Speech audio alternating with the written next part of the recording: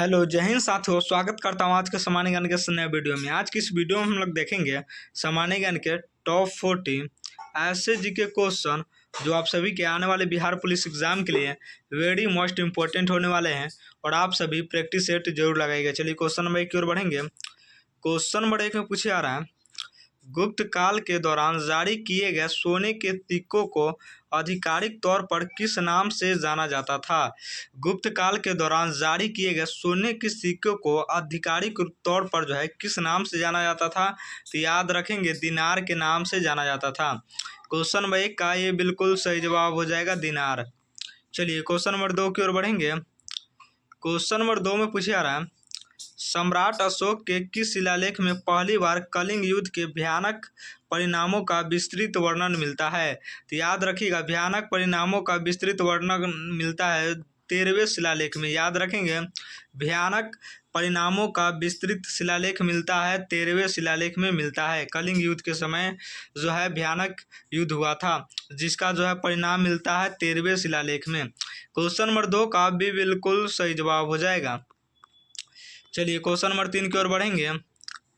Question number 3 में पूछे आ रहा है, 1946 की अंतरिम सरकार में मुस्लिम लीग के किस नेता को भारत का पहला वित्त मंत्री बनाया गया था। तो याद रखिएगा मुस्लिम लीग के किस नेता को भारत का पहला वित्त मंत्री बनाया गया था, तो आपको याद रखना है लियाकत अली खान को जो है पहला वित्त मंत्री बनाया गया था। क्वेश्चन नंबर 3 का सी बिल्कुल सही जवाब हो जाएगा। चलिए क्वेश्चन नंबर 4 की ओर बढ़ेंगे। क्वेश्चन नंबर 4 में पूछे आ रहा है, प्रसिद्ध सूफी संत निजामुद्दीन औलिया ने दिल्ली सल्तनत के किस सुल्तान को मिलने से मना करते हुए कहा था, हनूज दिल्ली दूर अस्त। तो याद रखिएगा हनूज दिल्ली दूर अस्त किसने कहा था, तो आपको याद रखना है गयासुद्दीन तुगलक ने कहा था। क्वेश्चन नंबर 4 का डी बिल्कुल सही जवाब हो जाएगा, गयासुद्दीन तुगलक। चलिए क्वेश्चन नंबर 5 की ओर बढ़ेंगे। क्वेश्चन नंबर 5 में पूछे आ रहा है, विजयनगर साम्राज्य के प्रशासनिक व्यवस्था में आयकर व्यवस्था का संबंध निम्नलिखित में से किससे था। तो याद रखना है आयकर व्यवस्था का संबंध जो है किससे था, ग्रामीण प्रशासन से था। क्वेश्चन नंबर 5 का ये बिल्कुल सही जवाब हो जाएगा, ग्रामीण प्रशासन। चलिए क्वेश्चन नंबर 6 की ओर बढ़ेंगे। क्वेश्चन नंबर 6 में पूछे आ रहा है, किस अधिनियम के द्वारा ब्रिटिश भारत में पहली बार प्रांतीय स्वायत्तता प्रोविंशनल ऑटोनॉमी लागू की गई थी। याद रखना है प्रांतीय स्वायत्तता लागू की गई थी कब, तो याद रखना है भारत सरकार अधिनियम 1935 में लागू किया गया था। क्वेश्चन नंबर 6 का भी बिल्कुल सही जवाब हो जाएगा। चलिए क्वेश्चन नंबर 7 की ओर बढ़ेंगे। क्वेश्चन नंबर 7 में पूछे आ रहा है, बौद्ध ग्रंथ के मिलिंद दपहों में यूनानी राजा मिनांडर और किस प्रसिद्ध बौद्ध भिक्षु के बीच हुआ संवाद का संग्रह है। तो याद रखना है राजा मिनांडर और किस प्रसिद्ध बौद्ध भिक्षु के बीच हुआ संवाद का संग्रह है, तो आपको याद रखना है नागसेन। क्वेश्चन नंबर 7 का सी बिल्कुल सही जवाब हो जाएगा, नागसेन। चलिए क्वेश्चन नंबर 8 की ओर बढ़ेंगे। क्वेश्चन नंबर 8 में पूछे आ रहा है, शेर शाह सूरी का अंतिम सैन्य अभियान 1545 ईस्वी किस किले के विरुद्ध था जहां बारूद फटने से उनकी मृत्यु हुई थी। तो याद रखिएगा शेर शाह सूरी का अंतिम सैन्य अभियान जो है 1545 ईस्वी में हुआ था। किस किले के विरुद्ध हुआ था जहां बारूद फटने से उनकी मृत्यु हुई थी, तो आपको याद रखना है कालिंजर का किला में हुआ था जहां बारूद फटने से जो है उनकी मृत्यु हो गई थी शेर शाह सूरी की। क्वेश्चन नंबर 8 का डी बिल्कुल सही जवाब हो जाएगा। चलिए क्वेश्चन नंबर 9 की ओर बढ़ेंगे। क्वेश्चन नंबर 9 में पूछे आ रहा है, दक्षिण भारत की सबसे ऊंची चोटी अनामुडी किस पहाड़ी श्रृंखला का हिस्सा है। तो याद रखना है अनामुडी जो है किस पहाड़ी श्रृंखला का हिस्सा है, तो अनाईमलाई पहाड़ियों का हिस्सा है। अनामलाई पहाड़ियों का हिस्सा है, याद रखेंगे चोटी अनामुडी। क्वेश्चन नंबर 9 का ये बिल्कुल सही जवाब हो जाएगा। चलिए क्वेश्चन नंबर 10 की ओर बढ़ेंगे। क्वेश्चन नंबर 10 में पूछे आ रहा है, डिएगो गार्सिया द्वीप किस महासागर में स्थित है। तो डिएगो गार्सिया जो है किस महासागर में स्थित है, तो आपको याद रखना है हिंद महासागर में स्थित है। क्वेश्चन नंबर 10 का भी बिल्कुल सही जवाब हो जाएगा। चलिए क्वेश्चन नंबर 11 की ओर बढ़ेंगे। क्वेश्चन नंबर 11 में पूछे आ रहा है, कौन सा जलमड्रू मध्य अंतर्राष्ट्रीय तिथि रेखा के सबसे निकट स्थित है। तो याद रखना है जलमड्रू मध्य अंतर्राष्ट्रीय तिथि रेखा के सबसे निकट स्थित है, तो याद रखना है बेरिंग जलमड्रू मध्य जो है कहाँ स्थित है, याद रखेंगे जलमड्रू मध्य अंतर्राष्ट्रीय तिथि रेखा के जो है सबसे निकट स्थित है। क्वेश्चन में 11 का सी बिल्कुल सही जवाब हो जाएगा। चलिए क्वेश्चन नंबर 12 की ओर बढ़ेंगे। क्वेश्चन नंबर 12 में पूछा रहा है दामोदर नदी किस नदी में जाकर मिलती है। तो दामोदर नदी जो है किस नदी में जाकर मिलती है, याद रखेंगे हुगली नदी में जो है जाकर मिलती है। क्वेश्चन नंबर 12 का डी बिल्कुल सही जवाब हो जाएगा। चलिए क्वेश्चन नंबर 13 की ओर बढ़ेंगे। क्वेश्चन नंबर 13 में पूछे जा रहा है भीतरकनिका राष्ट्रीय उद्यान किस राज्य में स्थित है। तो याद रखना है भीतरकनिका राष्ट्रीय उद्यान जो है उड़ीसा में स्थित है। क्वेश्चन नंबर 13 का ये बिल्कुल सही जवाब हो जाएगा उड़ीसा। चलिए क्वेश्चन नंबर 14 की ओर बढ़ेंगे। क्वेश्चन नंबर 14 में पूछा जा रहा है जेट स्ट्रीम मुख्य रूप से वायुमंडल के किस भाग में चलती है। तो जेट स्ट्रीम जो है मुख्य रूप से वायुमंडल के किस भाग में चलती है, तो आपको याद रखना है क्षोभ सीमा ट्रोपोज के निकट चलती है। क्वेश्चन नंबर 14 का भी बिल्कुल सही जवाब हो जाएगा। चलिए क्वेश्चन नंबर 15 की ओर बढ़ेंगे। क्वेश्चन नंबर 15 में पूछा जा रहा है क्रस्ट और मेंटल के बीच की सीमा को क्या कहा जाता है। तो क्रस्ट और मेंटल के बीच की सीमा को जो है क्या कहा जाता है, याद रखेंगे मोहो असंबद्धता कहा जाता है। मोहो असंबद्धता, मोहो डिस्कॉर्निटी कहा जाता है, डिस्कॉर्निटी। क्वेश्चन नंबर 15 का सी बिल्कुल सही जवाब हो जाएगा। चलिए क्वेश्चन नंबर 16 की ओर बढ़ेंगे। क्वेश्चन नंबर 16 में पूछा जा रहा है अलकनंदा और मंदाकिनी नदियों का संगम कहाँ होता है। तो याद रखना है अलकनंदा और मंदाकिनी नदी का संगम जो है कहाँ होता है, तो आपको याद रखना है रुद्रप्रयाग में होता है, रुद्रप्रयाग। क्वेश्चन नंबर 16 का डी बिल्कुल सही जवाब हो जाएगा।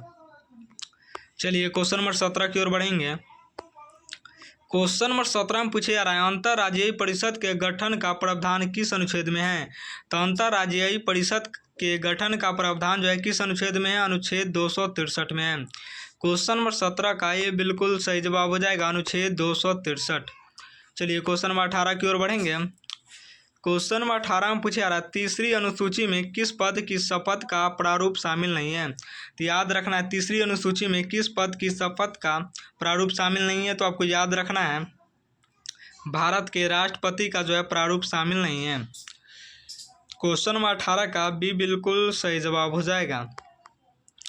चलिए क्वेश्चन नंबर 19 की ओर बढ़ेंगे। क्वेश्चन नंबर 19 से पूछा जा रहा है राष्ट्रपति शासन अधिकतम कितने समय तक बढ़ाया जा सकता है।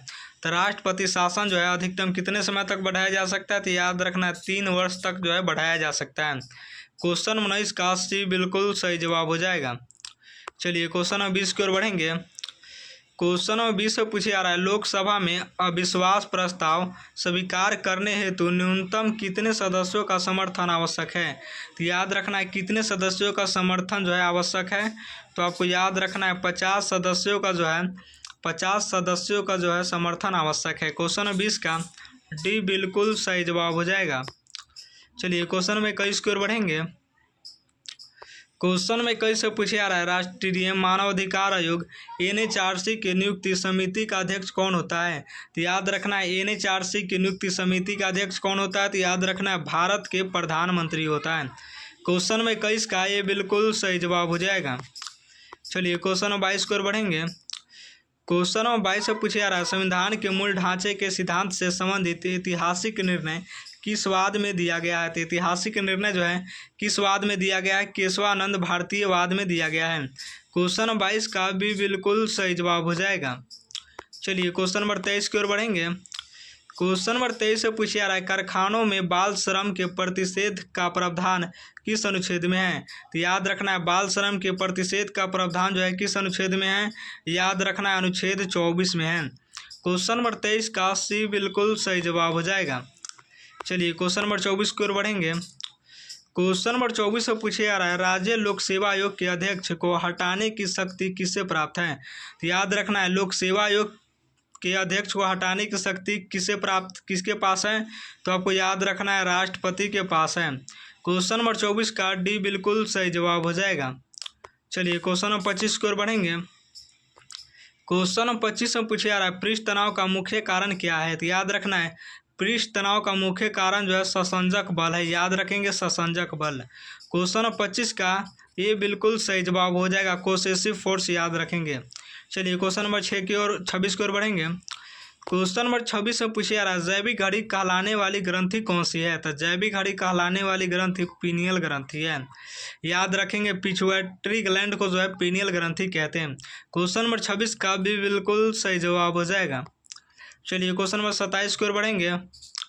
क्वेश्चन नंबर 27 से पूछे जा रहा है एजिप्रीन का रासायनिक नाम क्या है। तो एजिप्रीन का रासायनिक नाम क्या है। तो याद रखना है एजिटाइल सैलिसिलिक अम्ल। याद रखेंगे एजिप्रीन का रासायनिक नाम क्या है, एजिटाइल सैलिसिलिक अम्ल।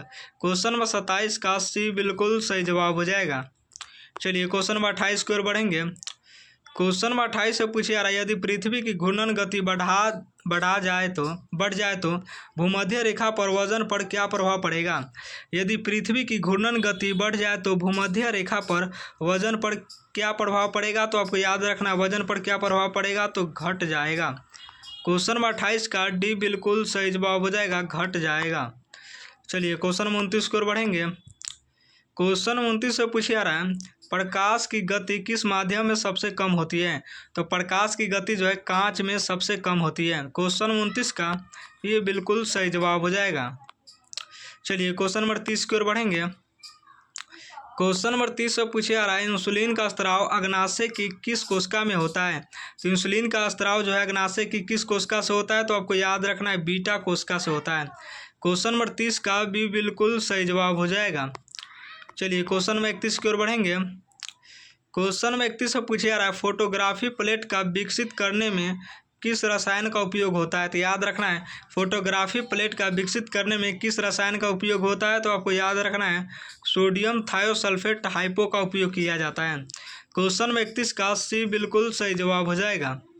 चलिए क्वेश्चन नंबर 32 की ओर बढ़ेंगे।